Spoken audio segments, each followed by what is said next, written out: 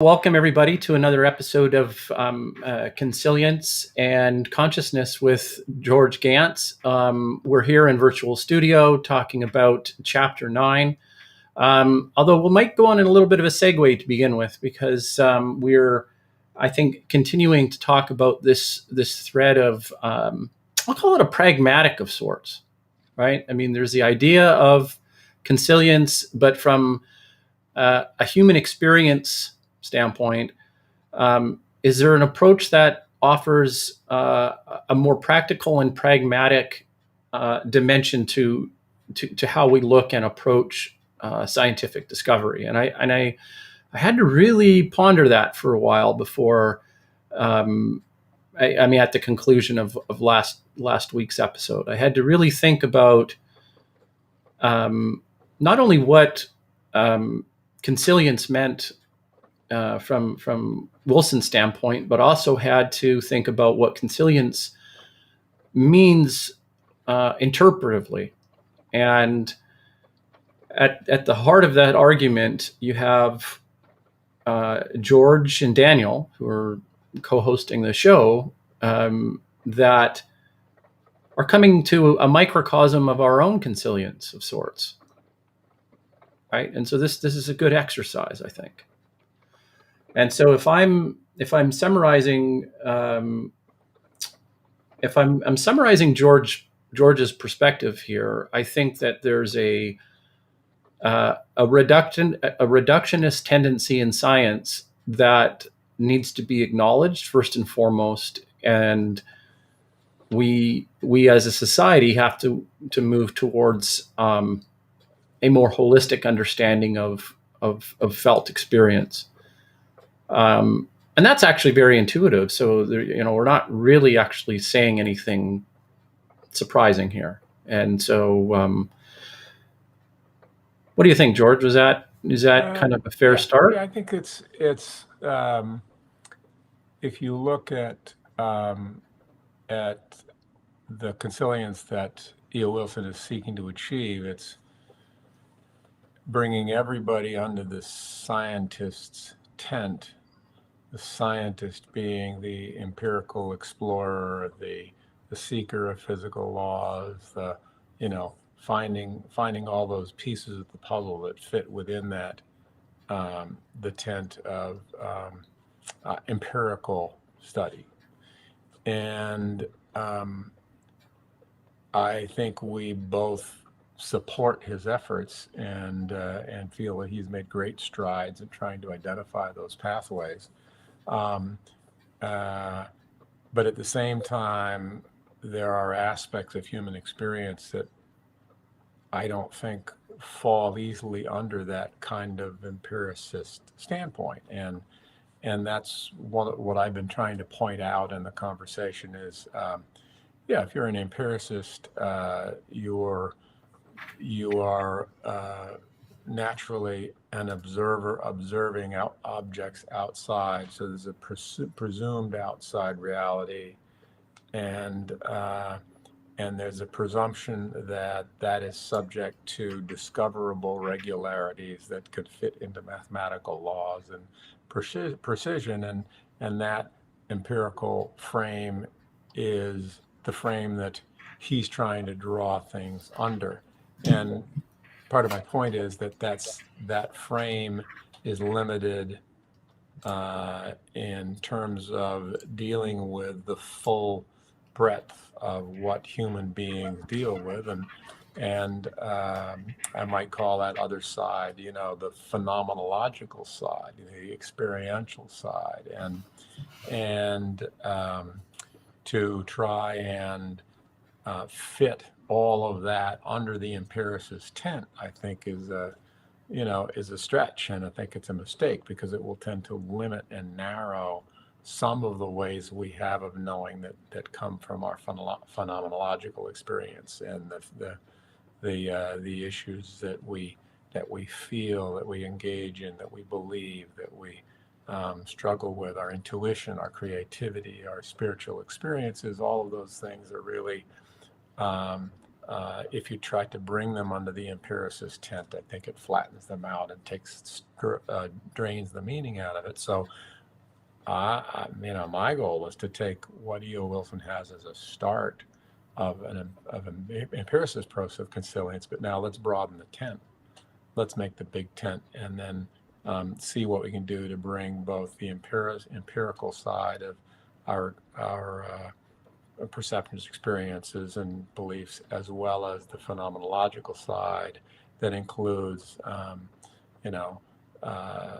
feelings, emotions, perceptions, creativity, innovation, and the broadest sense of transcendence, and in being able to see and appreciate oneness.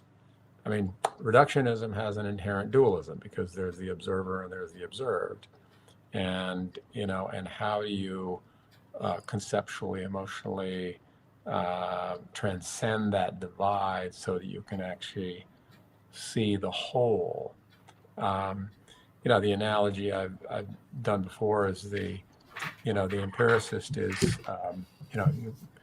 there's the old metaphor of the six observers, six blind, monks trying to describe an elephant, and each one has a different part of it. This is a little bit different because you can imagine the reality of our experience like being inside a balloon. And if you're inside the balloon, you can only see what's inside.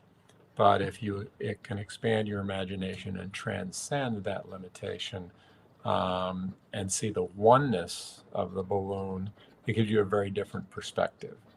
So I think for the empirical questions, the methodological commitment to reductionism is terrific. It's great. It's very successful, and it brings great results.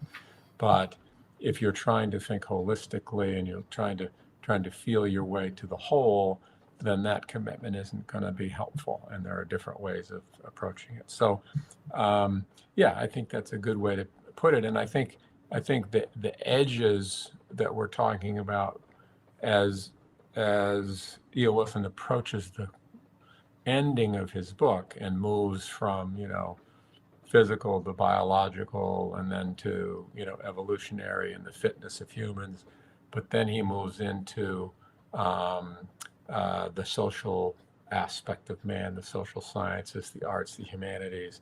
I think that frontier is where the rub between empirical and phenomenological really comes out. So the water gets a little bit deeper, and I think some of his frustration at not being able to take the empiricist umbrella and cover all of this stuff starts to come out in some of the language he uses.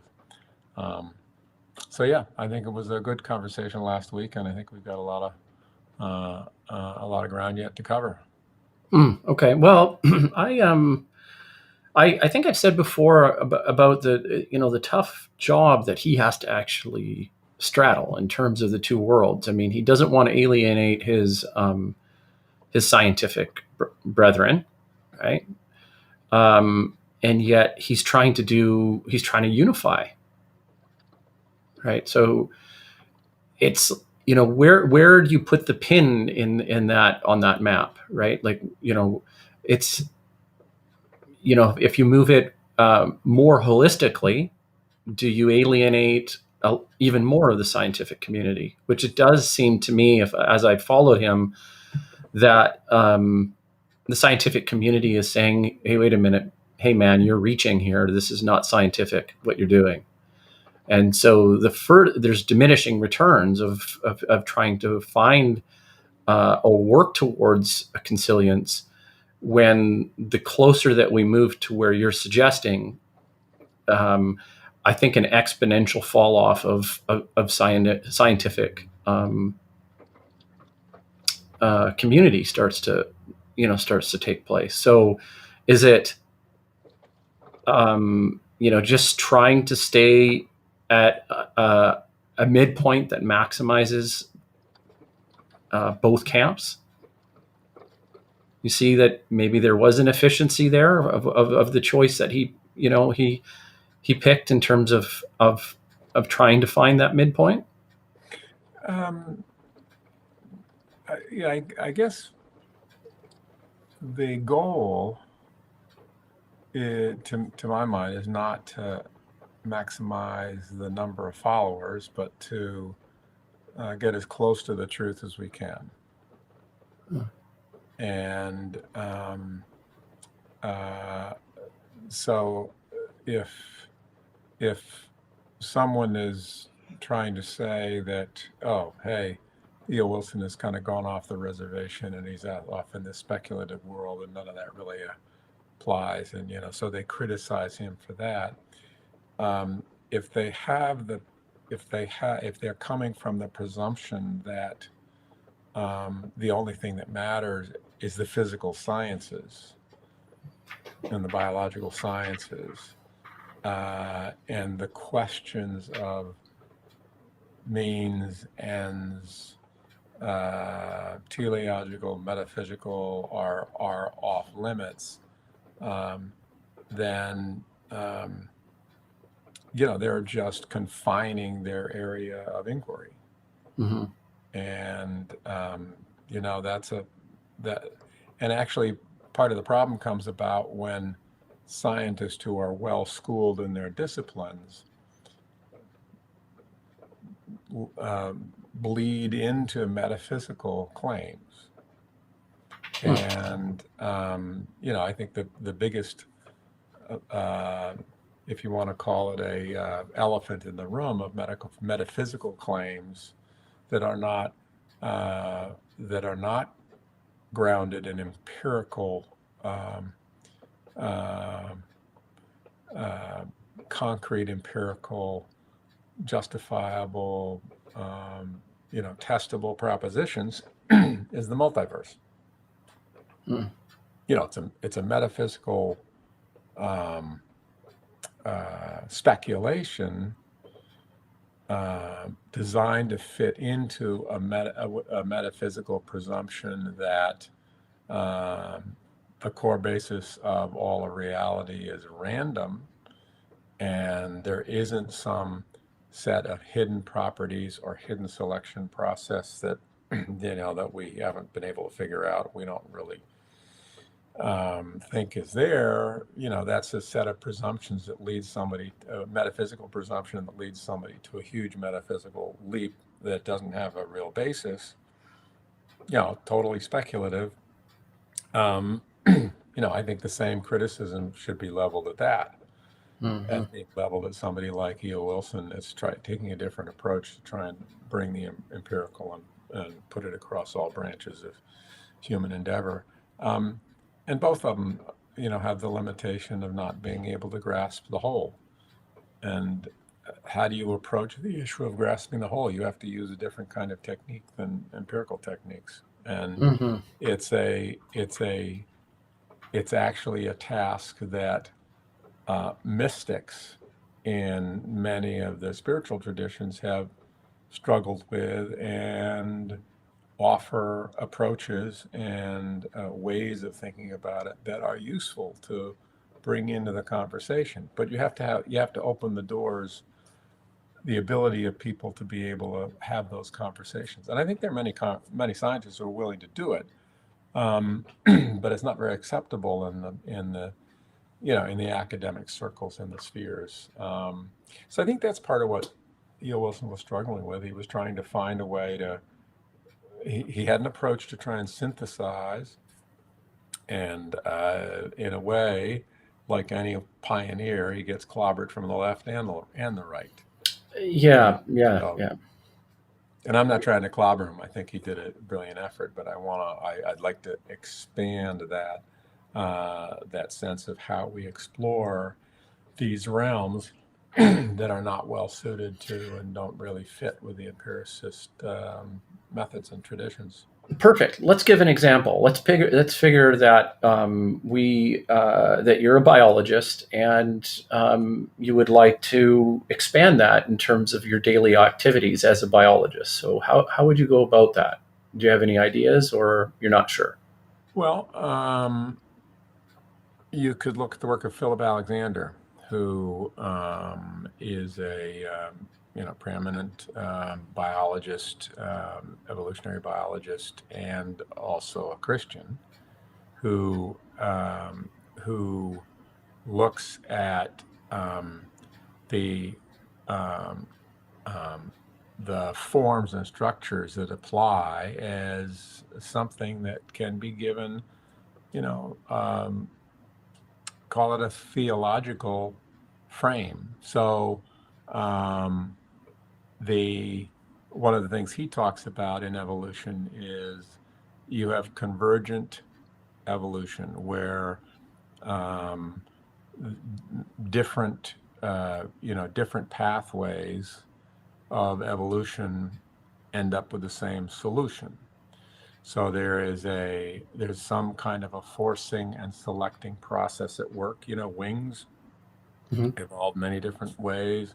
Eyes have evolved many different ways, and they all come up with the same solution. So there's some underpinning process that helps to guide the result towards an end. Now that begins to sound a little bit like Bergsonian vitalism, and it's not, but it's beginning to credit something beyond a reductionist process that there's something in the biological evolution that is something is leading the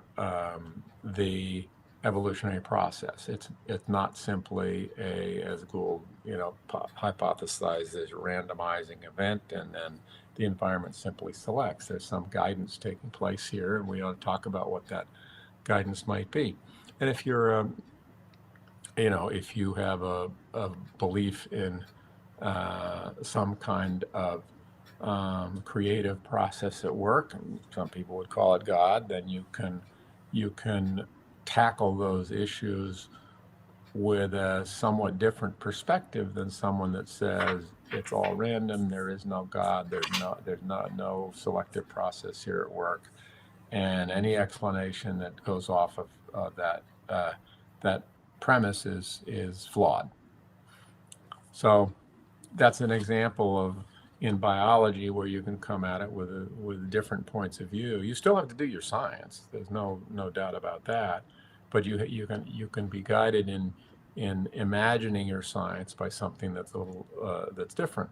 And I'll do the same thing. I mean, in physics, you have the issue of paired particles, flying off and appearing to communicate faster than light, or something from the future affecting the past, or there are hidden variables, pilot waves that behave different probabilities. There's lots of speculation as to how to answer that. One could also say there's an openness in the graining of the universe that suggests that there is a possibility of a panpsychism, an awareness and a consciousness that goes down into the very roots of the quantum world. And maybe there's something we don't yet understand that explains the fine-tuning of the universe. Perhaps the evolution of the physics of the universe has also followed evolutionary processes towards a goal, towards a universe that has the capacity to generate the chemistry, that generates the biology, that generates the processes that lead to sentient life. Maybe there is some ordering process at work in here, and it's not just a random chance occurrence. So there's another, you can think about physics. And I think this is what I like about the field of complexity theory and the work of the Santa Fe Institute and others, where they're open to trying to look at different ways to answer some of those questions. And the whole field of emergence is a good example of a puzzle as to why do emerging dynamic systems coalesce and move in particular directions. It's not it's not a reductive causal process. There's something else going on, and that's a good thing to be asking questions about. Yeah, I think for me, I think the description of eusociality is really a good starting point. It really fits a description for uh, a relational database. Essentially, is how I look at it, and that's just something you can't reduce to an individual into individual parts. I take this podcast for example. Um, the the the knowledge claims that we make and the very context from which our conversations emerge, the two minds, the meeting of the minds, our two minds come together. Now, mind you, if I was a Jesuit priest, I would imagine the conversation would go a little bit different. If our community was a community of Jesuit priests, our conversation would go a little bit differently. And I wonder what that identity of George Gantz would look like if all of a sudden you could look at two possible worlds, which, by the way, I think is really silly, this infinite world hypothesis. But if you were to imagine one world, oh, the quintessential thought experiment, there's some creativity on a scientific thing, right? I mean, yeah. So if you imagine one particular universe where George is in conversation with a community of Jesuit priests, okay, and another one where you're in a community of scientists like E.O. Wilson, your response and how you interact would very much be different. And I think that that's the interesting point that I'm trying to make, is that relationships matter, and relationships have a manifesting ability to them. Like, they have the potential to shape and form the world in ways that we can collectively imagine but not predict, simply because of its the complexity of it. Does that resonate with you at all? Yeah, as a matter of fact, that's part of what the complexity theory and emergent theory would say, is that there is something constructive in the granular interaction of the components that is greater than the components. So the combination of all of the variety of conversations that can be had and have been had among the 8 billion alive today, and the countless, well, they are countable, but the many billions that have come before, help to create and have created the emergence of increasing knowledge through time. And that knowledge that emerges is not predictable in advance. You don't know where it's going until you get there, and then you can look back and you can see the trajectory of how you got there. And in a way, I kind of visualize the evolution of the universe in the same way. We can look back and we can see its trajectory, and we can try and think that we can pull it apart into its component pieces and trace it back. But it in itself was an emergent process that evolved through interactions of countless myriad interacting particles, quantum and otherwise, and so that that looking backward doesn't necessarily see all of the pieces that contributed to that evolutionary trajectory. Because it is a very complex kind of thing. So imagine the conversation among scientists and priests and community leaders and parents and children, and just imagine complex sets of relationships and conversations, and that, you know, that has created a level of understanding in the human race that is pretty impressive. And it's I have to think about that kind of model. I'd like to think that we are over time making progress in terms of getting closer to an understanding of both the inner world and the outer world. I think that's the case, and I think you know, one of the features of the human, you know, cognitive enterprise is its aspirations for better knowledge, more information, and you know, a better way to, you know, end up with a good result going forward. Let me see if I can frame it this way, and I'm wondering if this would be, you know, how this resonates with you. But I'm wondering if fundamentally what you're referring to could actually be encapsulated in an ethical claim. And so what I mean by that is that imagine, you know, we have, you know, the scientific endeavor. Let's say arbitrarily that it's as Wilson describes, and that the missing part that describes the whole that you're referring to could be best approached as something based and anchored in ethics. So I'm imagining a team of scientists, for example, thinking, all right, we have the choice to go and explore, you know, these types of species.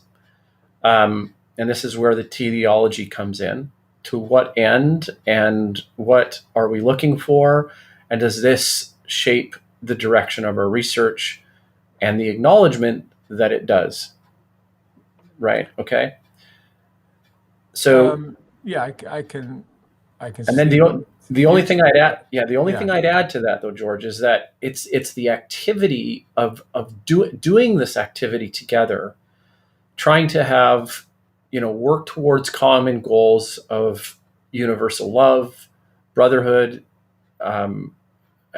kindness, you know, the virtues that I think we talked about, you know, very early in this series, that those are a good starting point to try and encompass that whole that you're referring to.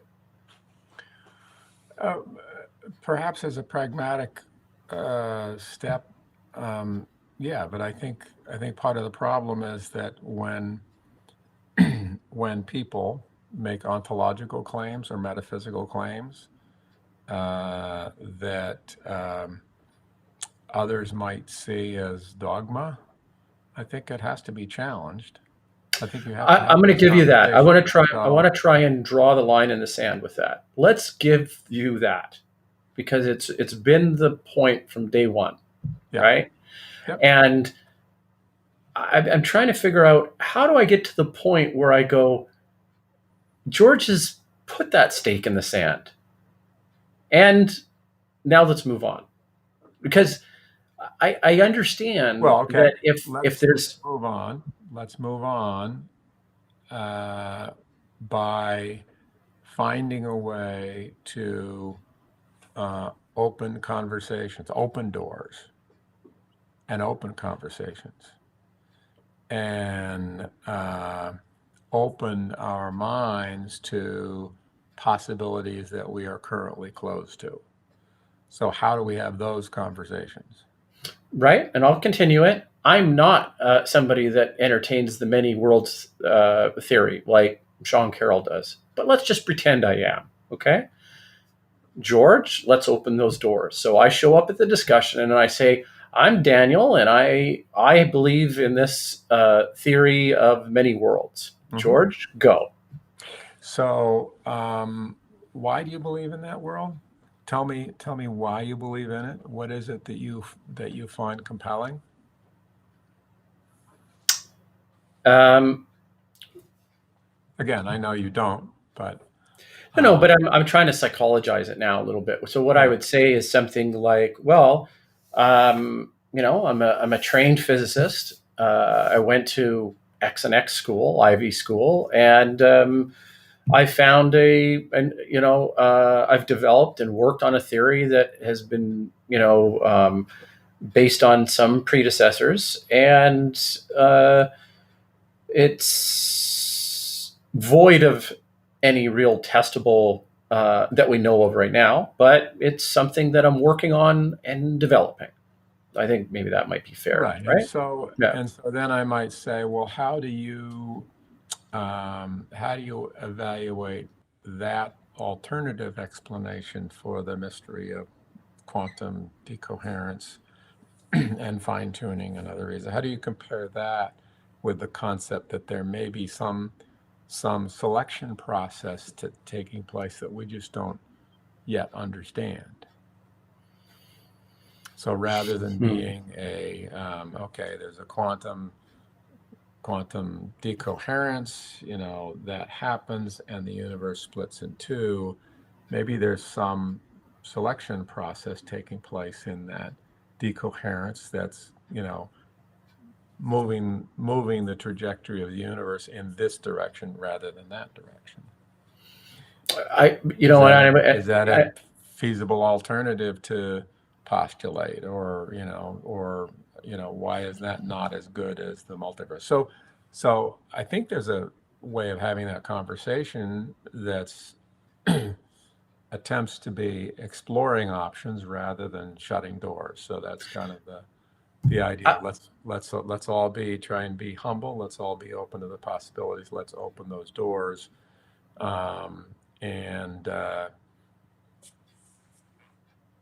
right. Okay. No, I'm all right with that. I'm all right with that. And so I say to you, I say, well, in some respects, George, I have like my workload is full. I'm still trying to do research in this particular area. I don't know how to get anything done if I can entertain 15, 100 different scenarios here, right? I mean, I have a body of work that I'm trying to work on, and it's developing the multiverse theory, right? I mean, I'm known in my community and in the scientific community for doing this.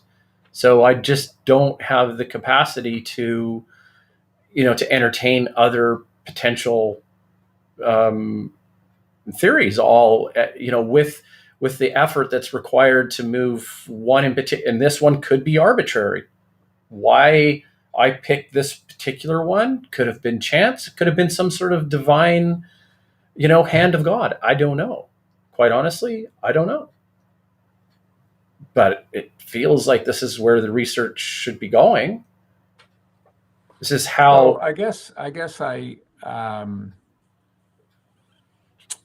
I'm not. I'm satisfied with your response, but I'm not satisfied with um, what what I see coming out of popular physics books. Hmm, And let me take another example. So many times have I seen statements in books. As a matter of fact, there's a whole book about it, saying that time is an illusion. hmm, And, why is time an illusion? Well, you have the relativity theory of Einstein, and then you have these quantum phenomena that take place. And so ours, and even, the what matter looks like, it's all an illusion. What you experience as human beings is all an illusion. And a scientific explanation leads us to go in this direction. hmm. And also the fundamental equations of physics, the key equations of physics are also symmetrical with respect to time. So they go just as well backwards as they go forward. So that's one of the ways that our sense of time is an illusion. Is we only have the monodirectionality of time, and so that's really an illusion. But that's foundational to my experience, and it's foundational to every human being on the face of the planet. That time is not bidirectional. Time is one directional. And our only experience of it is the present. We can see the past, we can envision the future, but the present is what's real and time. And so that's the phenomenological aspect of time. So if you're saying that that's in illusion, then you are discounting my very experience, and I think that should be off limits. I don't think that's respectful, and I don't think that's thoughtful, and I think it's undermining, both undermines the appreciation of the common person for science, and it also, tends to be an elitist attitude that says, well, if your sense of time is different, then you're just not smart enough to figure it out. So that's a metaphysical statement that has commonly been made by physicists in popular books about physics, and I think it needs to be challenged, and I think it needs to be let's have a conversation about how can you have a conception of reality in which the phenomenological experience of human beings of time is not discounted. Maybe it's a different kind of reality. Maybe the phenomenological reality is a different kind of reality than the physical reality you physicists are talking about, and that's fine. Let's have some space for that, and let's explore that phenomenology. And there are people that do that, and there are also people that have transcendent experiences of being outside of time and outside of space. Let's look at that. Let's talk about that. Let's see if that's also a source of a way of understanding the world and our experience with the world that's permissible to talk about. And right now in scientific circles is not permissible to talk about, except on the side. I mean, there are lots of scientists that are religious, and they'll talk about those kinds of things, but they won't talk about it in the scientific circles, because there's George, why does religion get to hold that domain, though? Hold what domain? It's well, not, hold. I'm not. It's not religion. Mm.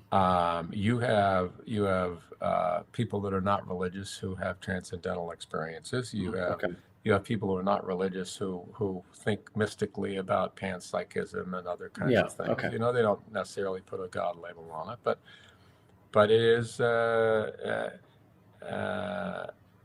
is something that religions grapple with.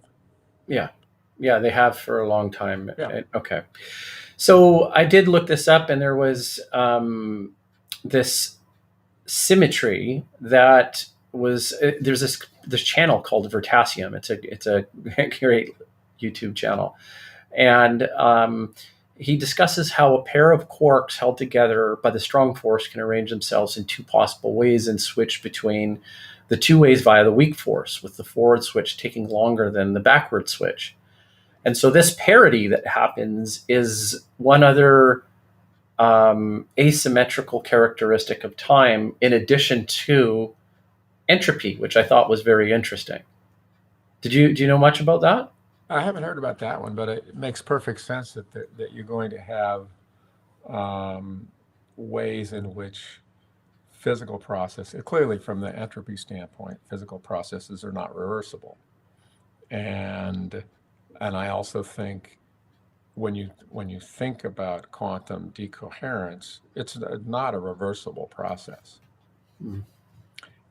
So I don't know the details of what that author was talking about, but yeah, there may be at the quantum level a way of explaining or understanding the non-reversibility of time as we experience it, and that's great. That'd be great. Yeah, that's interesting. And I don't know. I would still say that science helps us get there. I guess when the issue is that if somebody has a metaphysical claim, kind of like Shelley's quote about the legislators, about the poets being the legislators of society, right?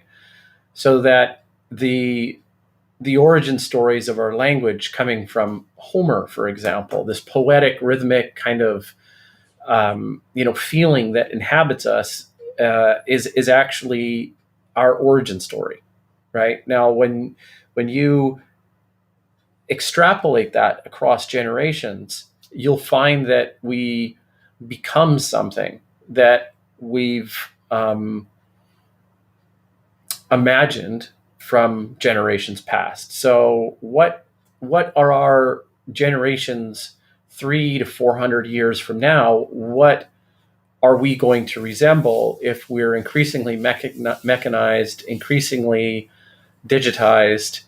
I remember looking up the word ontology in a computer science framework, and it had absolutely nothing to do. It's a framework, but it has absolutely nothing to do with the human mind and imagination. It has nothing to do with it at all. And I thought, wow, that's really interesting, right?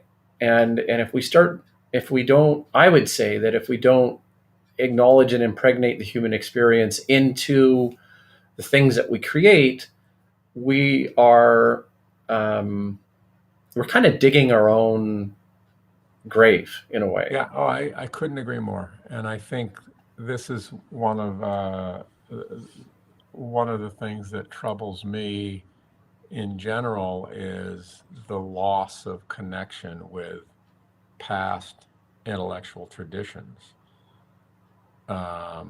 scientific, religious, and literature, art, because those traditions from the past, have been critical in terms of shaping the way our society grows and moves. And I don't remember who it was that said, if you forget the history, you risk repeating the mistakes of the past. So I think it's kind of even bigger than that. Though the present world is very preoccupied in the present moment, and the amusements and distractions and interruptions of the present moment.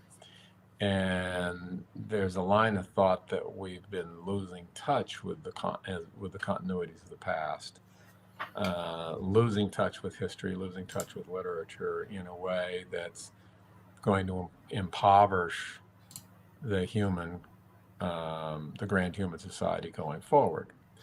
And I think the arguments about the epistemology of the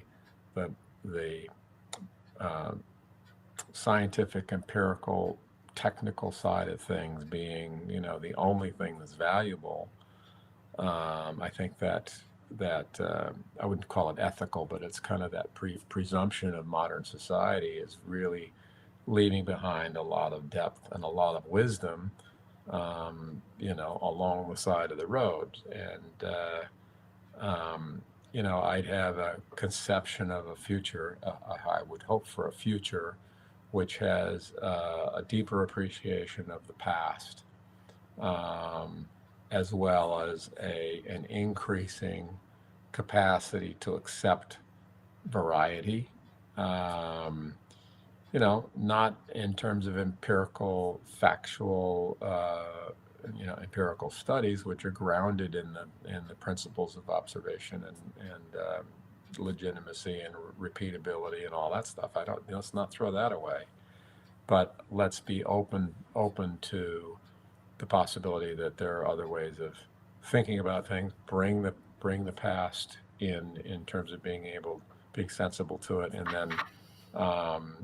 And I think what comes out of that is greater humility, curiosity about both the past and the future, and a greater sense of connectedness and empathy that comes out of that. So that would be the direction for society. I think you and I both would like to see. Oh yeah, I'd like to see it. I'm a romantic at heart, and I want to reimagine what it means to be romantic. I'm a Platonic thinker. Again, I want to redeem both of those terms in a way Yeah. that I can almost. It depends who I'm talking to, but if I say I'm a Platonic thinker, then someone might say, "Oh, you're, the foundation of your intellectual value will actually distill down and end in an ideology." And I go, "No, it's not. It's Yeah. not the case." And Yeah. Yeah. So I think part of it for me is the being able to accept the nuance and even the contradictions between, you know, reductionist and holistic ways of appreciating, you know, the world, because they are contradictory, and yet at the same time they can inform each other in a positive way. Um, and I think part of what drew me this in this direction is the fact that the paradoxes are very much alive in the heart of logic and in the heart of physics. And those paradoxes also live at the very heart of the whole concept of consciousness, because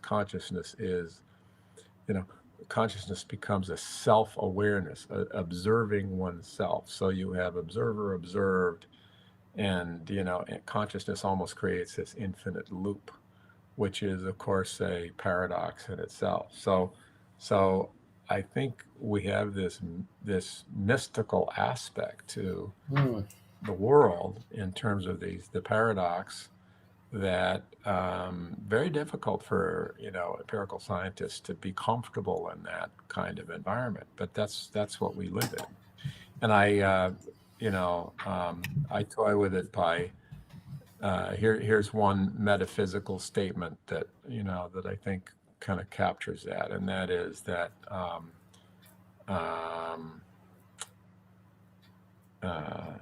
what was that? What was it? I thought I had it in an email. Um, oh, I'm getting old, Daniel. My mind is slipping. But so here's another one. Um, uh, uh, no, I can't remember that one either. I had one about absolutes.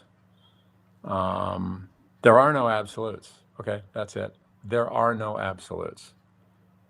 Is an but absolute statement of metaphysics.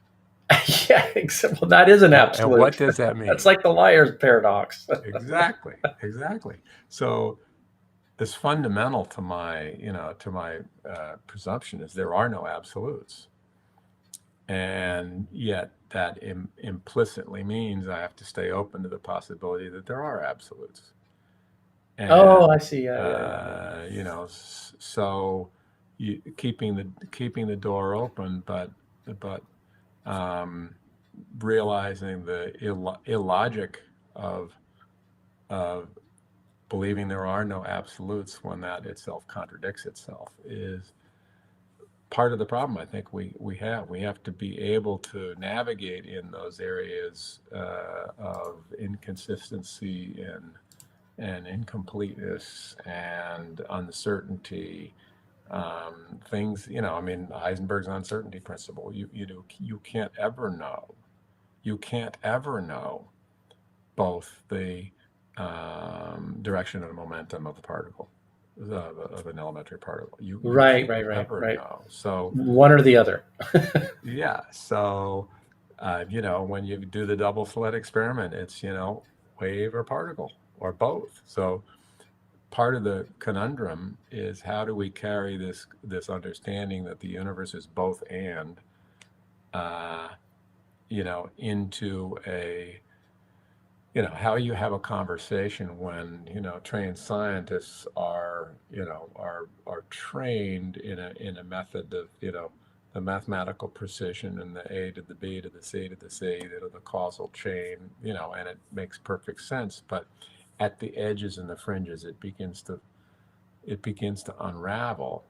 And when you get the issues like consciousness and quantum mechanics incompleteness and undecidability in computer science. It doesn't, that's not working anymore. So there's another way of saying that if I think if you try to conceive of a perfectly explained set of physical laws that govern the universe, and we've got it and we're done, if that's what you conceive, and I think that's part of the driver for E.O. Wilson.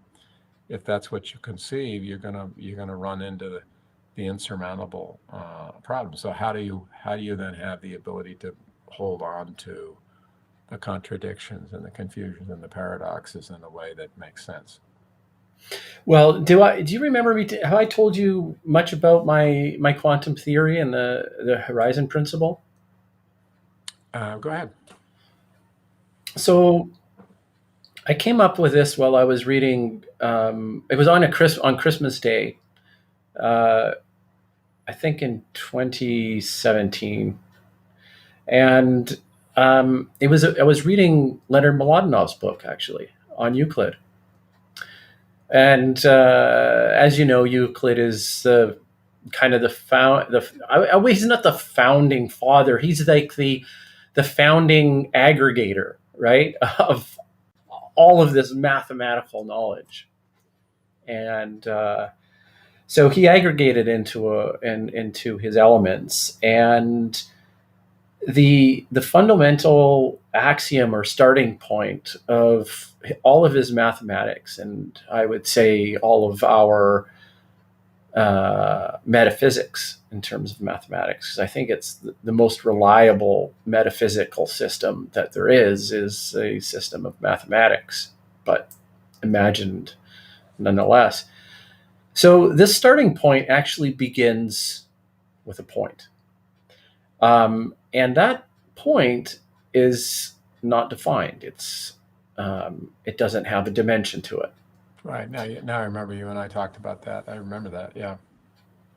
And so what I came up with is, I said, there should be, and then, this is really, foundational to the namesake of planksip. And, I just kind of spurred an epiphany of growth of what I wanted to actually do with knowledge. And so I looked at the smallest theoretical unit that we have, which is a Planck length.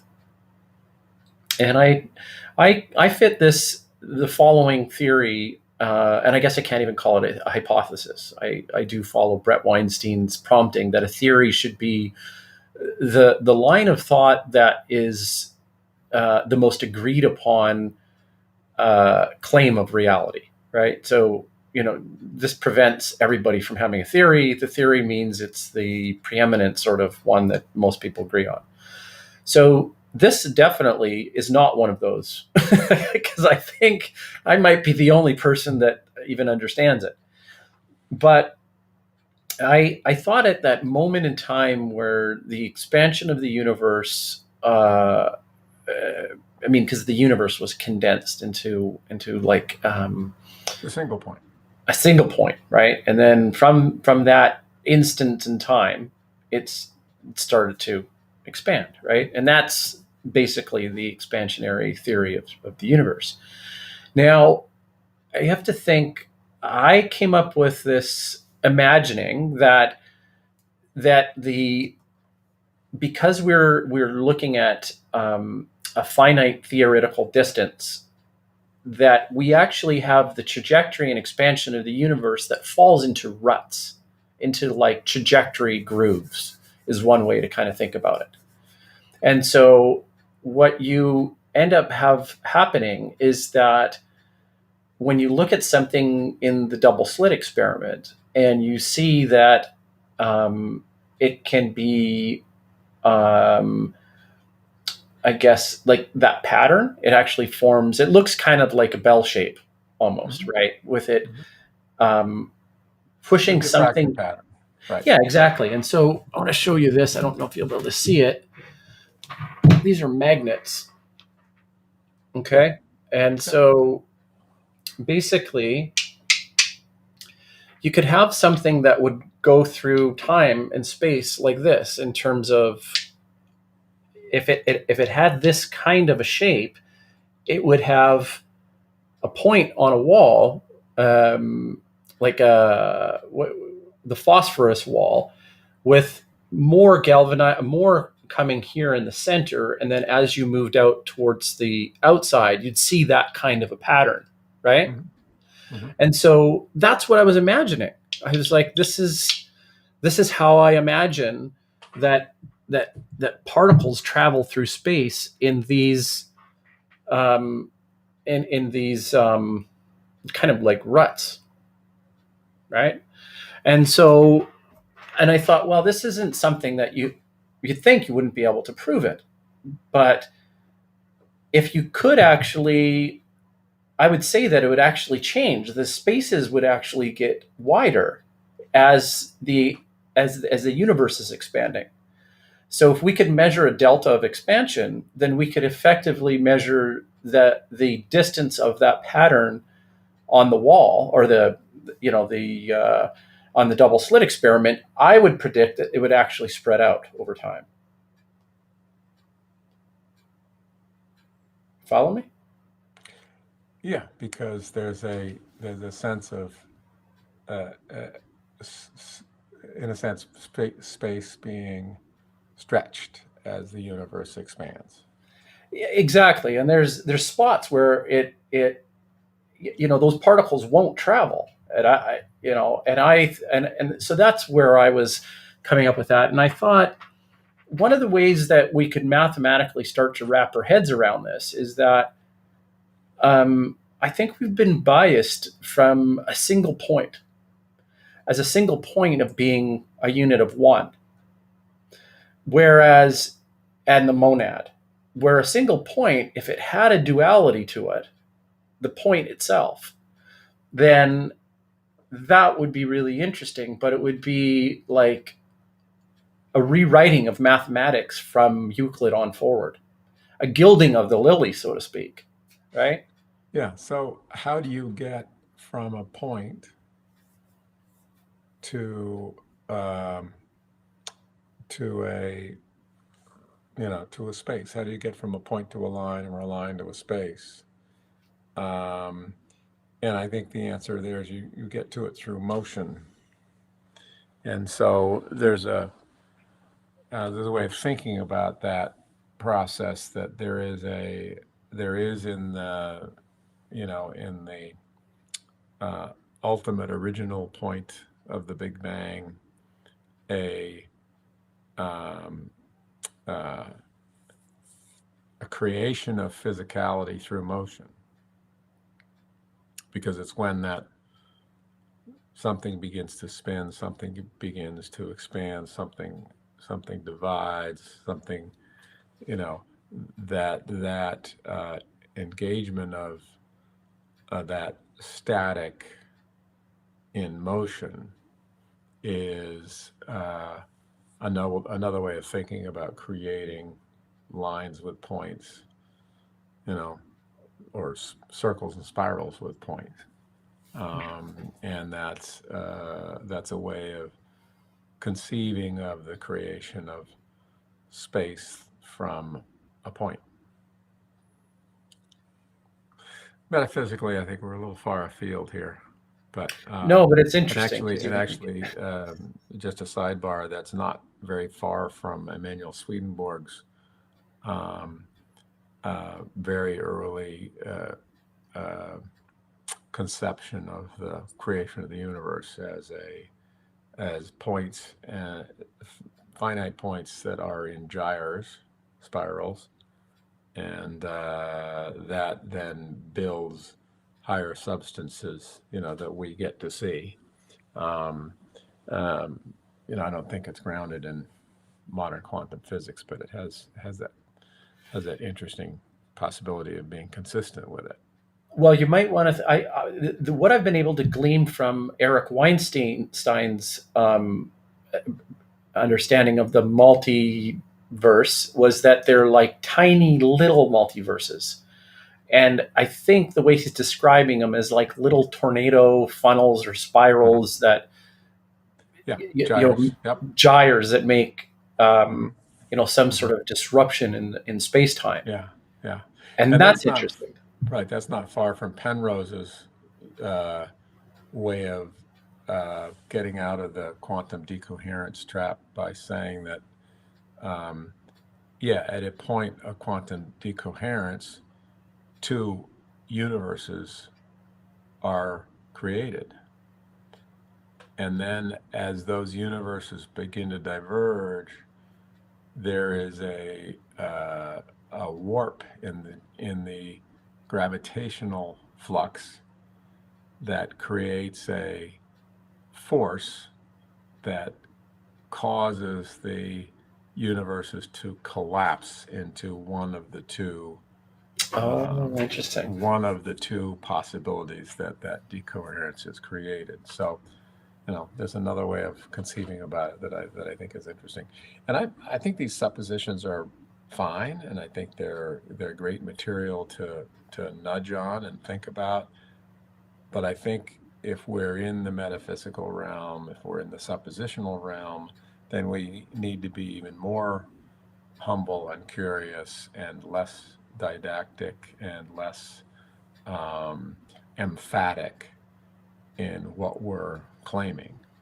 And I would have loved Tegmark's book on the multiverse if it had been in that tone, Mm. a suppositional tone, an inquisitive tone, a speculative tone, rather than a didactic presentation about, this is the answer to all questions. And I think that's Yeah. that's what drove, that kind of thinking drove Mlodinow and Hawking to their final conclusion, the one that's a very famous quote now, that, there is no, and also the problem of consciousness, there is no theory or picture independent reality. We're never going to know what's, we're never going to know the real. We only have access to the theories and the models that we create to try and picture that real, but we don't have access to the real. And um, and I think that's one of the ways to open the door to, the phenomenological experience of, imagination, creativity, conceiving, and even experiencing sensations about the real in a way that's different than what the scientists are trying to do. And we Yeah. ought to be able to cross those boundaries. We ought to be able to talk about that. I think You it'd know be what? very I mean, is it just me, or do you find that maybe we've kind of outgrown the Consilience book? I mean, maybe we were. Maybe its time has come. Maybe we didn't need to do. I mean, you've pointed out before. You said we could do a wrap of the book, right? But I mean, have we gone through everything that needs to be said? Should we just jump into something a little bit more um, related to physics and quantum worlds and like, you want to jump into a new book? I mean, I think I'd thrown out the idea of spending some time around Damasio, but if I don't know who was it you or me that actually decided to focus on Consilience in our. well. That came up in our conversation, Daniel, in one of our first conversations, because I think we share the aspiration that Wilson has, and that Yeah. many have. That is there a way of getting beyond the disagreements? And one of the famous ones was the argument between Einstein and Bergson in Paris um, that really shattered East and West in terms of science, and that was a sad time that both of these two incredibly great minds, you know the wedge got driven between, and we couldn't have a consilience between, continental philosophy and the empiricists. It kind of unraveled. You know, maybe we can be more civil and bring people back into that conversation in a way that's, humble and curious and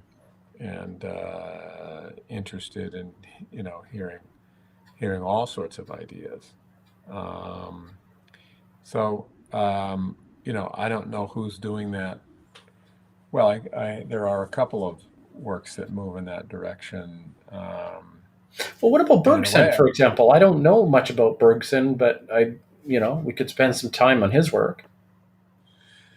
yeah, well, we'd go be, that would be going backwards to some of the roots of the tensions between, call it, as I've sort of named it, between the empirical and the phenomenological. And I think time is one of those areas that unravel. There's a great book by Jimena Canales on the argument between those two, and how it really was a quantum event where two competing philosophies about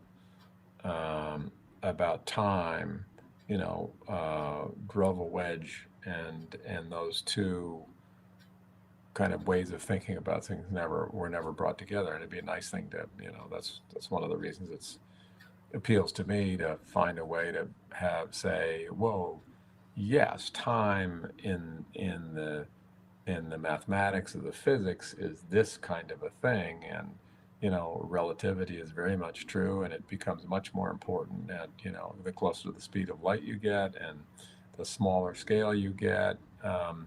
But in the context of the phenomenological world in which we live, this is what time looks like. This is how the great writers, the great novelists, the great filmmakers, this is what time meant to them. And it's not either or, it's both and. Mm. Well, that's interesting, because so stew on that, whether we want to spend some time on Bergson. I do like to go back sometimes before. Mm-hmm. Sometimes I feel like the cloud of contemporary thinking does exactly that. It clouds things. But I do like to kind of, spend some time, with people in the past, as you know. What do you think about? Do you think we should wrap up the Consilience and move on to another book, or do you think we should? I think we've come to the crux of our mutual understanding about Consilience, and kind of got to the nub of some of the issues. So I don't know if diving back to the text is going to be useful at this point. So why don't we call it a wrap? Okay. Yeah. All right. So what's next? Do we want to take a break for a while, or do we want to Well, delve into let's talk about that offline. I mean, there's lots of different ways to go. There's a myriad of great new thinkers and new books, and a lot of good old stuff around. It's a very rich field, and one of the little teachings about language that I appreciate, the word decide is based on the roots in Latin and back to the Greek, that essentially translate as cutting off.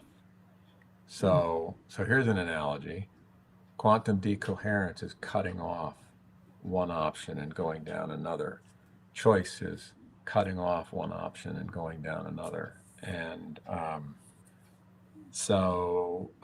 we all have to decide. We all have to make those choices. And so you and I have an almost infinite universe of ideas out there that we could pursue, and things that we could talk about, and we'll have to decide. Right on. Okay, so bye for me, and hang in there just for a minute. And to everybody else, until next time, that's George and I saying thank you.